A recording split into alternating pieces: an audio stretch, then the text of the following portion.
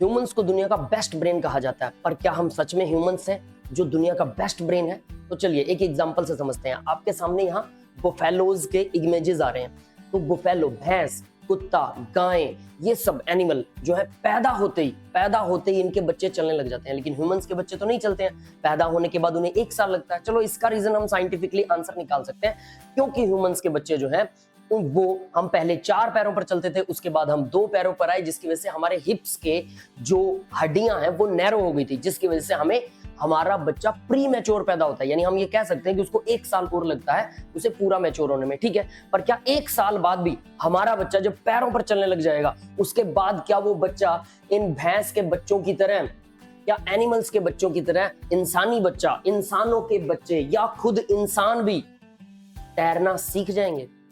सोचिए जरा, क्या कह रहा हूं मैं। हमें अगर 10 साल के बच्चे को आप नहर में फेंक दीजिए, 10 साल के बच्चे को जिसने कभी तैरना ना सीखा हो, वो नहीं तैर पाएगा, वो डूब जाएगा। 50 साल के इंसान को फेंक दीजिए, जो फुल यंग ब्लड होते हैं, है ना, 25 साल के बच्चे, 30 साल के बच्चे, 35 साल के इंसान, इन सबको नहर में फेंक के देखिए, जिन्होंने कभी तैरना ना सीखा हो, कोई भी तैर नहीं पाएगा, कोई भी नहीं। लेकिन इनके बच्चे पैदा होने के 1 घंटे बाद, एनिमल्स के बच्चों को पैदा होने के 1 घंटे बाद आप नहर में या किसी भी पानी के तालाब के अंदर फेंक सकते हैं या उन्हें भेज सकते हैं, तो वो अपने आप तैरने लग जाएंगे। तो ये कहां से सीखा इन्होंने? इनके जीन में है कहीं ना कहीं। अब मैं ये क्यों बता रहा हूं, जरा सोचिए। ह्यूमंस अपने आप को बेस्ट ब्रेन कहते हैं, लेकिन वो पैदाइशी तैरना नहीं जानते, जबकि एनिमल्स जानते हैं।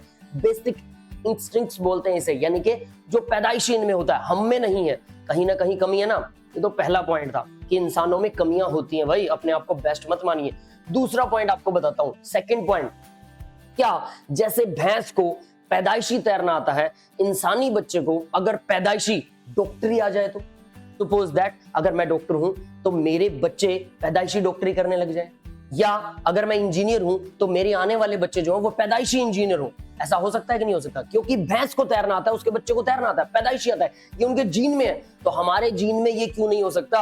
हमारे जीन में ये हो सकता, तो हमारे जीन में पढ़ाई भी हो सकती है, बट अभी भी हम उस चीज से बहुत पीछे हैं, बहुत पीछे। यानी जीन याद रखता है चीजों को। जैसे स्नेक, इंसानी बच्चा सांप से पैदाइशी डरता है, पैदाइशी, उसे बताने की जरूरत नहीं है, वो पैदाइशी डरता है। ये भी तो इंसान के जीन में है ना। तो ये चीजें क्यों नहीं आ सकती हमारे जीन के अंदर कि हम भैंस की तरह तैरना सीख जाएं, हम गाय की तरह, कुत्तों की तरह तैरना सीख जाएं? क्यों नहीं हो सकता? हो सकता है ना।